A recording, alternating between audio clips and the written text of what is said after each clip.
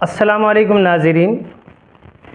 ایک مولانا نے دعوت و تبلیغ کو بدنام کر دیا۔ پوری حقیقت کیا ہے آپ حضرات کی خدمت میں پیش کی جا رہی ہے۔ ناظرین اکرام، اس وقت سوشل میڈیا پر ایک آڈیو بہت تیزی سے وائرل ہو رہا ہے، جس میں بتایا جا رہا ہے کہ یہ مولانا ہیں بنگلہ دیش کے، جنہوں نے ایک کتاب لکھی ہے جس میں لکھا ہے کہ جو شخص مولانا سعد صاحب کے ہاتھ پر بیعت نہ کرے وہ واجب القتل ہے، یعنی اس کو چاہیے کہ قتل کر دیا جائے۔ تو جب ان کی کتاب لکھی گئی تو عربوں کے ہاتھ لگ گئی، تو وہ لوگ آئے ان کے پاس، آ کر کے ان کو پکڑنے کے بعد میں عربی میں پوری بات چیت کی، تو انہوں نے معذرت چاہی کہ ہم سے غلطی ہو گئی۔ تب میں پہلی بات ایک یہ بتا دوں کہ کوئی داعی اس طریقے کی بات نہیں کہہ سکتا ہے، یہ صرف دعوت و تبلیغ کو بدنام کرنے کی کوشش کی جا رہی ہے۔ نہ تو بڑوں کا منشا یہ ہے، نہ بڑوں کا کہنا یہ ہے۔ بڑے جب خود سنیں گے تو ان سے سختی کا اظہار کریں گے، اور وہ جس عہدے پر ہوں گے، امارت پہ ہوں یا ذمہ دار ہوں، تو ان کو ہٹانے کی کوشش کریں گے۔ ایک شخص بنگلہ دیش کے ہیں، یہ بتایا جا رہا ہے کہ یہ مولانا ہیں، انہوں نے ایک کتاب لکھی ہے جس میں بہت ساری جو باتیں لکھی ہیں۔ اس میں ایک بات یہ بھی لکھا ہے کہ جو مولانا سعد صاحب کو نہ مانے اس کو قتل کر دینا چاہیے۔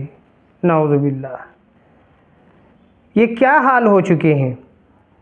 کیا ان کو داعی بول سکتے ہیں؟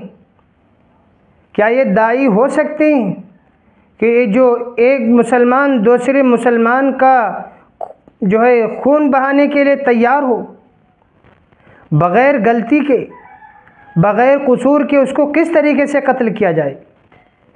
میری جہاں تک رائے ہے، شاید کہ عالم تو یہ ضرور ہوں گے، کسی بھی مدرسے سے پڑھے ہوئے ہوں گے، لیکن داعی نہیں ہو سکتے ہیں۔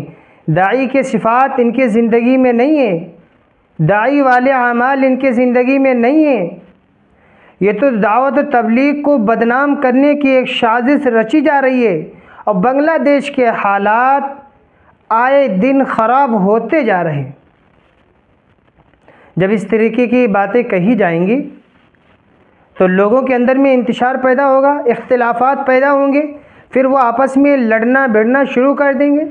تو میں کہوں گا اگر ایسے لوگوں سے دور رہیں، اور ایسے لوگوں کے بیانوں سے بھی دور رہیں جو کہے کہ جو ہے ایک دوسرے مسلمان کا خون بہا دیا جائے، اور جہاں تک ممکن ہو سکے گا یہ دعوت و تبلیغ کے ساتھی نہیں ہوں گے، میری رائے ہے۔